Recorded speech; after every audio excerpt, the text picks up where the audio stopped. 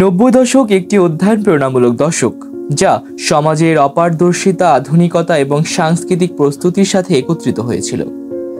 এই দশকে আমরা প্রচুর সাহিত্য, সিনেমা, সঙ্গীত, ফ্যাশন, রাজনীতি এবং সমাজের অগ্রগতির অনেক সুনামধন্য পরিবর্তন দেখতে পেয়েছি।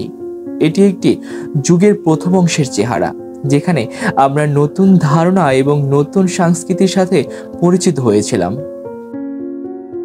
সাহিত্য। নব্বই দশকের সাহিত্য জগতে অবিস্মরণীয় কিছু ঘটনা ঘটে। এটি সময়ের প্রস্তুতি, প্রবৃদ্ধি এবং উৎসাহের চিহ্ন। এই দশকে অনেকগুলো সাহিত্যিক, বৃত্তান্তিক উদ্বোধনী এবং নতুন উদ্যোগ উদ্ভাবিত হয়েছিল। সেরা সাত মিসির আলী হুমায়ুন আহমেদ, এক ডজন উপন্যাস সমগ্র Humayun Ahmed, Oliver Twist, Kim Lost Horizon, Charles Dickens উপন্যাস সমগ্র ৩, সুনীল গঙ্গোপাধ্যায় সহ নানা ধরনের। সিনেমা। নব্বই দশকে সিনেমা বিশেষ ভূমিকা রাখে। বছরের নাটকীয় আবহাওয়ার জন্য এই সময় স্বর্গ সময়। বছরটি অনেকগুলি অবাধ্য উপাত্ত প্রদান করে, যেমন ক্লাসিক ফিল্ম টাইটানিক, দেশীয় সিনেমাগুলো মরণের পরে, আজহারুল ইসলাম, আলমগীর, শাবানা আনোয়ার, গরিবের বউ, কামাল আহমেদ, শাবানা আলমগীর, মান্না, অরুণা বিশ্বাস, ছুটির ফাঁদে, শহীদুল হক, গোলাম মোস্তফা, ঝুমুর, গাঙ্গুলি উজ্জ্বল, দোলনা, শিবলি সাদেক ইত্যাদি অনেক নানা নাম রয়েছে নব্বই দশকের ঝুলিতে। নব্বই দশকে সঙ্গীতের জগৎ প্রবলভাবে বিকাশ পেয়েছিল। এই সময়ে একসাথে একের পর এক উপলব্ধি হয়েছিল, যা এখনো অবিস্মরণীয় হিসেবে পরিবর্তিত হয়েছে।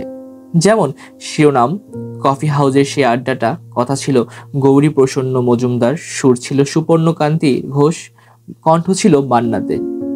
ভালো আছি, ভালো থেকো, আকাশের ঠিকানায় চিঠি লেখো, দিও তোমার মালাখানি বাউলের এই মনটারে, পাথরের পৃথিবীতে কাচের হৃদয়, যার কণ্ঠ ছিল তপন চৌধুরী ও শাকিলা জাফর। সামাজিক পরিস্থিতি।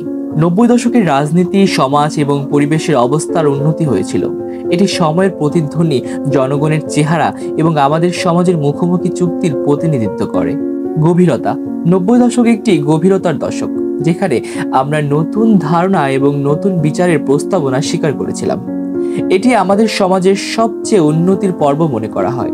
সমস্ত নব্বই দশকের জেনারেশনদের জানাই অনেক সম্মান ও শুভেচ্ছা, যারা নব্বই দশকের পর ঘটে যাওয়া দেশের সাংস্কৃতিক ও সামাজিক, আর্থিক সহ নানা বিষয়ের পরিবর্তনের সাক্ষী হয়েছে।